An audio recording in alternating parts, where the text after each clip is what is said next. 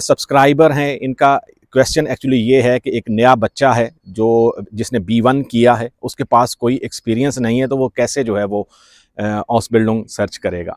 जैसा कि आपने कहा कि FSC आपने किया है तो ये आपके लिए हेल्पफुल हो सकता है। पिछली वीडियो में भी मैंने बताया कि अगर आप लोगों को जो भी ऑसबिल्डिंग का कॉन्ट्रैक्ट है वो किसी कंसल्टेंट के थ्रू मिले, पे करके मिले, तो आपको ज़रूर लेना चाहिए।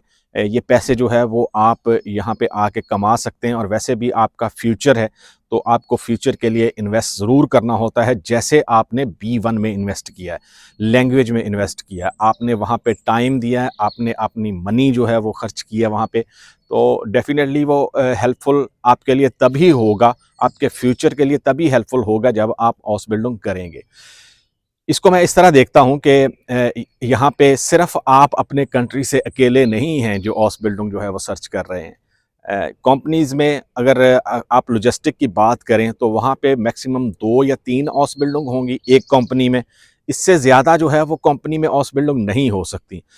मिनिमम जो है वो 1 हाउस बिल्डिंग की वैकेंसी होगी या मैक्सिमम 3 की वैकेंसी होगी। तो आप ये गेस करें कि उन 3 वैकेंसीज़ के लिए जो है वो 1 बंदा शायद यहाँ से हो जाए और 2 बंदे या 1 बंदा जो है उन्होंने किसी दूसरे कंट्री से बुलाना है। ज़रूरी नहीं है कि सारे लोग जो हैं वो लॉजिस्टिक की हाउस बिल्डिंग के लिए ही अप्लाई कर रहे हों या नर्सिंग की हाउस बिल्डिंग के लिए ही अप्लाई कर रहे हों। लेकिन मैंने पिछली वीडियो में भी बताया डिटेल में कि लॉजिस्टिक की भी सिर्फ एक हाउस बिल्डिंग नहीं है और ना ही नर्सिंग की सिर्फ एक हाउस बिल्डिंग है। इसमें डिफरेंट हाउस बिल्डिंग प्रोग्राम है। डिपेंड करता है कि कौन सी कंपनी में किस जगह पे आप अप्लाई कर रहे हैं और कौन सी पोजीशन के लिए जो है वो अप्लाई कर रहे हैं। सबसे पहले ये डिसाइड करना है कि आपने किस कंपनी में और कहाँ पे किस फील्ड में जो है वो हाउस बिल्डिंग अप्लाई करनी है। जैसे अगर आप सिर्फ लॉजिस्टिक की बात करें, फ़ाखलागारिस्ट की हाउस बिल्डिंग है जिसका काम सिर्फ वेयर हाउस में इन्वेंट्री या जो सामान आता है उसको चेक करना है, जो सामान जो है वो बाहर जाना है उसको चेक करना है, पैक करना है। इस तरह के काम जो है वो फ़ाखलागारिस्ट होता है उसके रिस्पॉन्सिबिलिटी होती है। जो फ़क्राफ़ोलागा लॉजिस्टिक है, लॉजिस्टिक स्पेशलिस्ट की हाउस बिल्डिंग है, उसमें और बहुत सारी चीज़ें आती हैं कि ऑनलाइन सामान लेना है, सेल करना है, कस्टमर के साथ जो है वो डील करना है और प्लान बनाने हैं। ये सारी चीज़ें जो हैं वो उसमें आती हैं। लेकिन अगर आप फ़ाखलागारिस्ट की हाउस बिल्डिंग के लिए अप्लाई कर रहे हैं तो डेफ़िनेटली आप बाद में जो है वो उसको 1 साल फर्दर कंटिन्यू करके तो लॉजिस्टिक स्पेशलिस्ट फ़क्राफ़ोलागा लॉजिस्टिक की हाउस बिल्डिंग भी कंप्लीट कर सकते हैं। ये कहना बहुत मुश्किल है कि एक्सपीरियंस के बिना जो है वो डिसाइड करती है कंपनी या नहीं करती, ये आपकी लक है। मैं सिर्फ ये गाइड करने की कोशिश करता हूँ कि आप लोगों के पैसे जो हैं वो बच सकें। अगर आप सेल्फ पे अप्लाई करते हैं तो उस पे आपके पैसे तो नहीं लगते।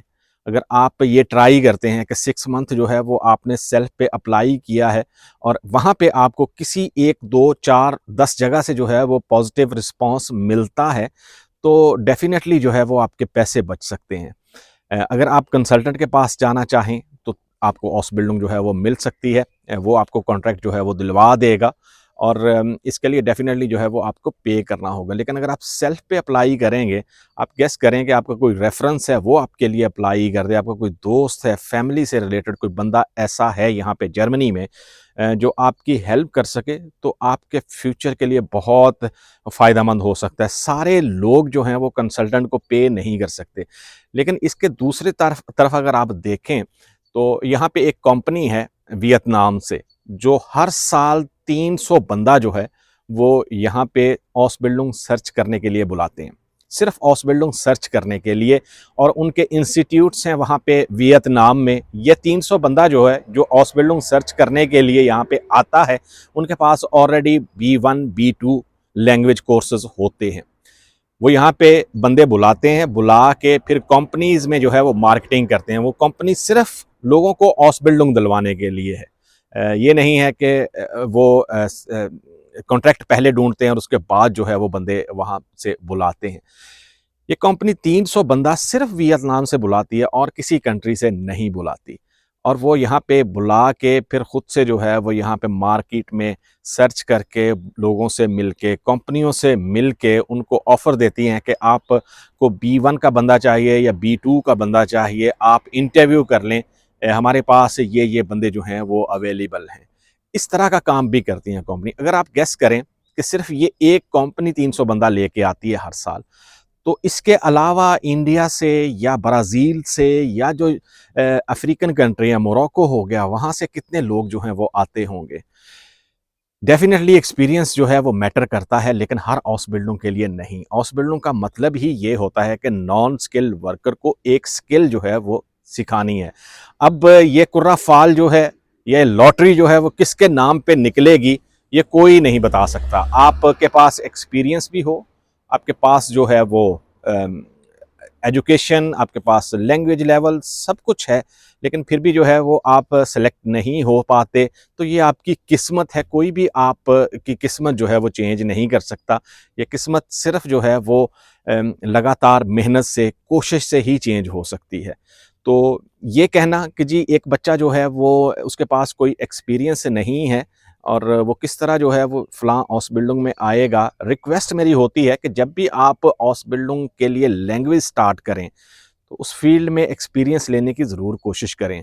ये आपके लिए हेल्पफुल होगा। उसके लिए कोई छोटा-मोटा डिप्लोमा भी अगर आपको करना पड़े, तो ये आपके प्रोफ़ेशन के लिए बेटर है कि एक हाउस बिल्डिंग आप यहाँ पे आके जर्मनी में करना चाहते हैं और उस हाउस बिल्डिंग में आप अपना पूरी जो लाइफ है, अपना फ्यूचर जो है वो देना चाहते हैं, तो उसके लिए अगर आप थोड़ा-सा नॉलेज इकट्ठा कर लेंगे, थोड़ा-सा आपके पास इन्फॉर्मेशन होगी, एक्सपीरियंस होगा, तो ये आपके लिए बहुत ज़्यादा हेल्पफुल सिर्फ़ यहाँ पे काम करते या हाउस बिल्डिंग करते ही नहीं हो सकता।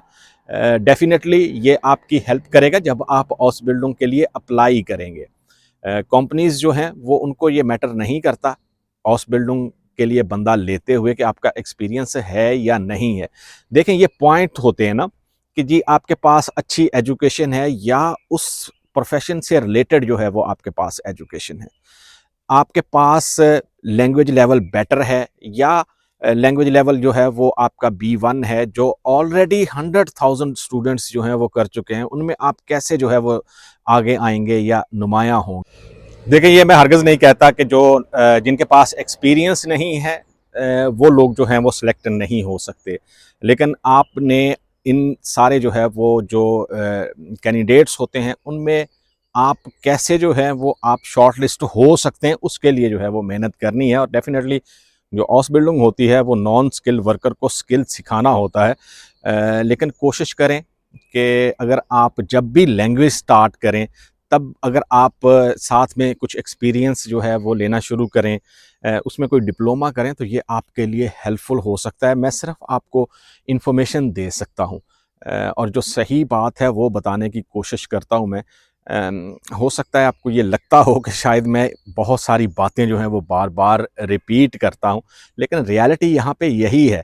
आप अगर यहाँ पे जर्मनी में आना चाहते हैं तो बहुत कोशिश के बाद जो है वो आप को यहाँ पे वैकेंसी मिल सकती है, आपको हाउस बिल्डिंग मिल सकती है या फिर आप पैसे खर्च करके जो है वो यहाँ पे किसी कंसल्टेंट के थ्रू आ जाएँ। लेकिन वहाँ पे प्रॉब्लम ये होती है कंसल्टेंट जो है वो उस पे भरोसा करना थोड़ा-सा जो है वो मुश्किल होता है। मिलेंगे किसी दूसरी वीडियो में, दुआओं में ज़रूर याद रखें। अल्लाह हाफ़िज़।